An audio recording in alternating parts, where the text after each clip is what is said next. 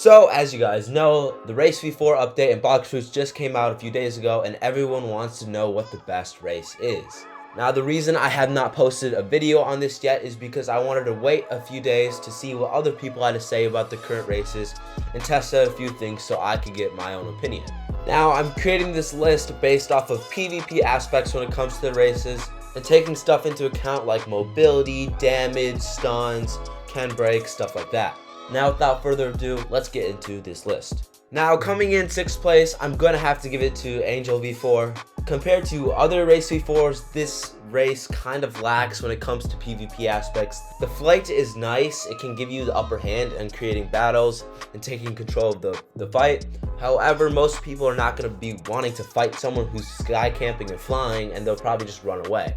So the flight won't really be that useful. Also, the king's thing, the stun thing that it gives you is not really all that good. It has quite a small hitbox, so they kind of have to be right in front of you in order to get hit by that, and the stun isn't even that good. Plus, it is dodgeable. So for those sole reasons, Angel V4 is going to be 6th on our list.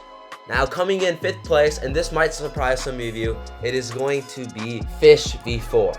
Now, I know you get a lot of defensive capabilities with this race, such as shield, taking 0 damage with the V3 ability, and you get that stun aura that gets locked onto people when you hit them.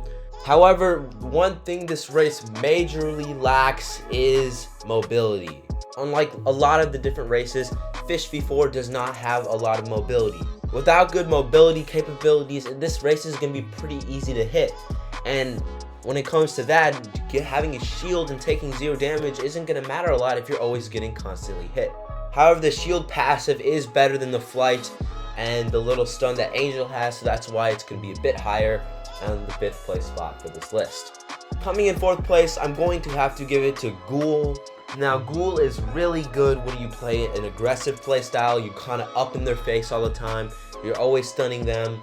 And it's really good because of the domain expansion ability, which you give this really big aura around yourself. And whenever you dash, the crows inside of it attack you, and it life leeches, it stuns people, and it's kind of hard to escape out of that. Now, that's really good. You also get really strong life leech when it comes to all of your attacks. So that's also just another added-on bonus. Plus, if you guys didn't know, all the passives that you get with your Ghoul V2 also apply now during the day, so you get that really good speed. However, this race does fail in comparison to the upcoming top 3 races. Now, coming in my 3rd place spot, it's going to be Cyborg. Now, one of the sole reasons Cyborg is going to be higher than Ghoul is because of its teaming capabilities. Now, what I mean by this is that when you have this orb with your Cyborg, and whatever damage you do to one person, it changes to another person. So fighting teamers is going to be extremely easy with the Cyborg race. Not to mention, Cyborg does have a lot of Ken breaking abilities. So if you pair this race with abilities that have really high hitbox, there's going to be a really good chance that you're going to be able to easily hit them, because they won't be able to Ken trick if you're always constantly draining their Ken. Plus, this race does have pretty good mobility capabilities. It has a really good high dash and a jump that does stun people, so it's pretty good when it comes to getting around the map. The reason this is going to be higher than Ghoul is because of the Ken breaking abilities. The Ghoul domain expansion does not break Ken, it is dodgeable. However, when you activate Cyborg, every single move will break Ken because of the Aftershock ability. Coming in our 2nd place is going to be Rabbit V4. Now, when I saw a bunch of the tier list videos, they always put Rabbit at the very bottom. However, I'm here to correct their mistakes and put Rabbit at the very top. If the Rabbit race that you're fighting is playing as it is intended, you shouldn't be able to hit them. You should be going ultra speed, you should be dashing everywhere, you should be creating tornadoes wherever you go. Not to mention that the tornadoes do stun and break Ken, so it's very overpowered. If you just keep your distance and then use your Q ability to dash right in front of them and then do a bunch of tornado dashes, it's going to be really easy to get around, cause Ken breaks, and set up really good combos. Now, the sole reason I see people putting Rabbit so low is because some people don't know how to use Rabbit. The whirlwinds aren't intended to do damage. They're actually intended to break Ken and stun, so setting up combos and combo starters and combo extenders will be extremely easy. Plus, the tornadoes will help you take control of the battlefield. Now coming in our first place spot, most of you guys probably guessed it, it's gonna be human. Now actually, if you check all my previous bounty hunting videos, I was actually using human just because of the sole purpose that the TPs, the flash steps, you can go so far with them and it's super unexpected.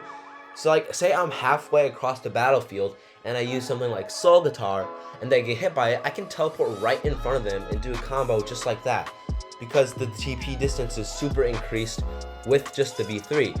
Now with the V4, not only do you get more dashes, but you also make it invisible so it's hard to see, and the ability to gradually increase your damage over time when you do more damage is just absolutely insane. Essentially, you'll be able to one-shot some people with just 2 moves if you have the limit break ability to tier 2.